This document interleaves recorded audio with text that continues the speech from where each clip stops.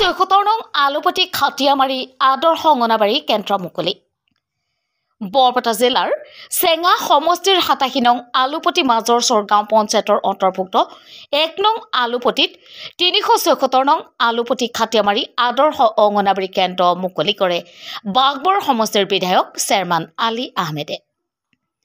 শুভ উদ্বোধন অনুষ্ঠানত উপস্থিত থাকে মন্তিয়া শিশু উন্নয়ন খণ্ডৰ সুপাৰভাইজাৰ মেনুৱাৰা খাতুনৰ লগতে অংগনাবাড়ী কেন্দ্ৰৰ কৰ্মী সহায়িকাৰ লগতে স্থানীয় গণ্যমান্য ৰাইজ। শিশু শিক্ষাৰ ক্ষেত্ৰত এই মডেল কেন্দ্ৰখনে শিশুৰ বৌদ্ধিক শাৰীৰিক মানসিক আৰু খেলুৱৈ দিশত পৰিৱৰ্তন আনিব বুলি সকলোৱে আশাবাদী। ইফালে ঠিকাদাৰ হাফিজুল ইছলামৰ কামক বিধায়ক চেয়াৰমান আলী আহমেদৰ লগতে স্থানীয় ৰাইজে ভূয়সী প্ৰশংসা কৰে। News desk report MT news.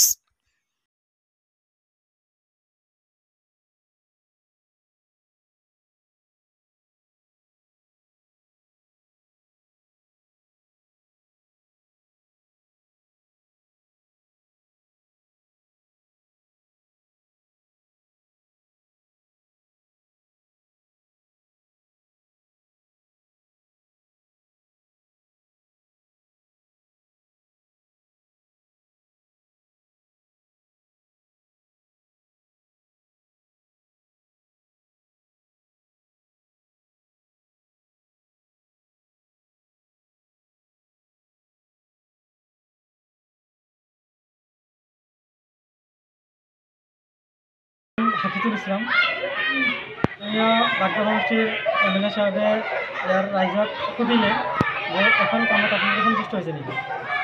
MLA মহোদয়ৰ আগতে মানে ইয়াৰ ৰাইজে কৈছে হয় আমি কামত সন্তুষ্ট, যিখিনি কাম কৰিছে কাম ভালেই হৈছে এনেকৈ কৈছে। তাত মানে ময়ো সন্তুষ্ট হৈছোঁ, ৰাইজে যেনেকৈ কৈছে MLA মহোদয়ৰ ওচৰত ময়ো সন্তুষ্ট হৈছোঁ।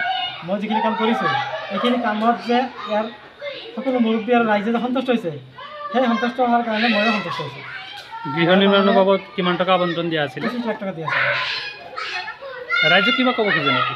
ৰাইজক ক'ব খোজোঁ মানে ইয়াতে কাম কৰি আমি ইমানেই ভাল পাইছোঁ। ইয়াৰ ৰাইজে মোক বহুত সহায় সহযোগিতা কৰিছে।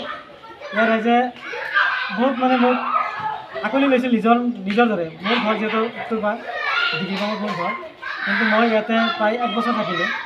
ইয়াৰ ৰাইজৰ লগত মিলিজুলি থাকিছোঁ। মানে তেওঁলোকে বহুত মৰম কৰিছে মোক, বহুত মৰম কৰিছে আৰু মানে মোৰ কামৰ ক্ষেত্ৰত কোনো যি অসুবিধা হৈছে তেওঁলোকে আহি মোক সহায় সহযোগিতা কৰি মোৰ কামখিনি আগবাঢ়ি দিছে বা কামখিনি কিয় কৰিবৰ কাৰণে সহায় সহযোগিতা কৰিছে।